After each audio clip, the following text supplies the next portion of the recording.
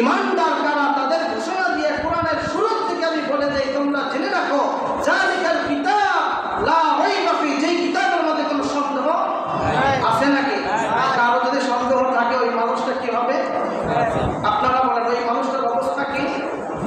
কোরআনের ব্যাপারে যদি কেউ সন্দেহ করে, কোরআনের ব্যাপারে কোনো অবমাননা তো দূরের কথা, কোরআনের আয়াত উল্টে দেওয়া তো দূরের কথা, কোনো মানুষ যদি সন্দেহ চলে আসে তার ঈমান নষ্ট হয়ে যাবে। কথা বলেন ঠিক কিনা?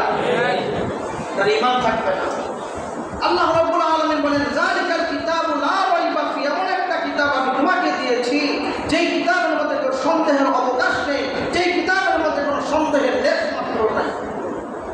আল্লাহ রাব্বুল আলামিন বলেন আল্লাযীনা ইউমিনুন, মুমিন হলো তারাই, বিল গায়বি, যেই মানুষটা অদৃশ্য আমি আল্লাহর নিয়ামতের অদৃশ্য নিয়ামতগুলোকে তারা স্বীকার করে নেয়, তারা মেনে নেয়। আল্লাযীনা ইউমিনুনা বিল গায়ব, দ্বিতীয় নম্বর হলো আল্লাহ তাআলা বলেন ওয়া ইউকিমুনাস সালাত ওয়া মিম্মা রাযাকনাহুম ইউনফিকুন। আল্লাহ তাআলার দেওয়া নিয়ামত সেই মানুষটা আল্লাহ তাআলার জন্য খরচ করে।